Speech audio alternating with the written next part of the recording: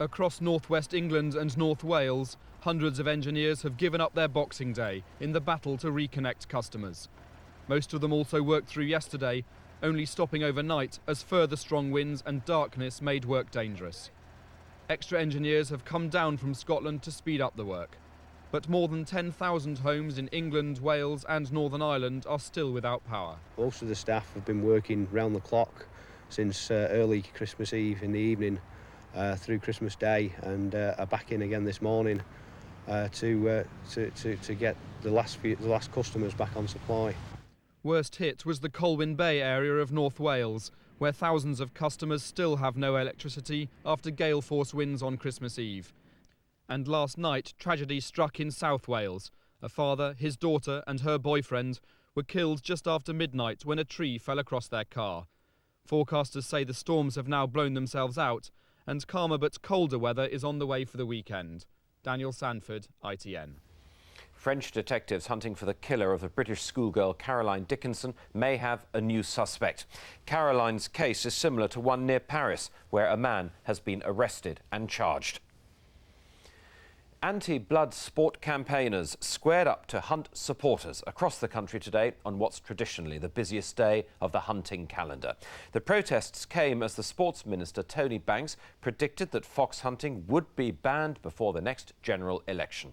Andrew Simmons reports from the Bicester meet in Oxfordshire. A Christmas bank holiday tradition with more than 150 meets across the country. But this year the horses and hounds are met by demonstrators who say they've already won their campaign. What do we want? Hunting ban! When do we want it? Now!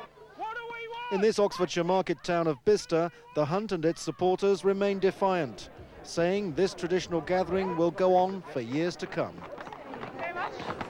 Boxing Day is the biggest in the hunting calendar. Supporters of the blood sport claim it's an essential tradition which will survive, while the protesters insist it's a sadistic form of entertainment. People who've been very quiet, just opposed it quietly, have now begun to speak up, and there's a terrific momentum, and it's unstoppable. The government agrees with that. It's assuring that a ban will be passed during this parliament. But the pro-hunting lobby claims it can overturn the will of Westminster. Our job is to go out and control the foxes for the farmers. Without the will of the farmers, we wouldn't be doing it, I will say. But we have that will. Supporters and protesters demonstrated side by side peacefully today. Applause and booing in an emotive debate which still has momentum on both sides. Andrew Simmons, ITN, Bicester in Oxfordshire.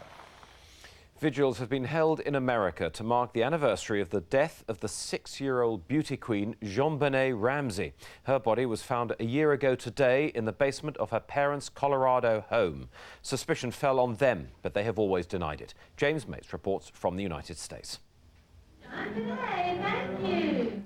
She was a 6-year-old beauty queen, a precocious talent in the strange world of the preteen beauty pageant.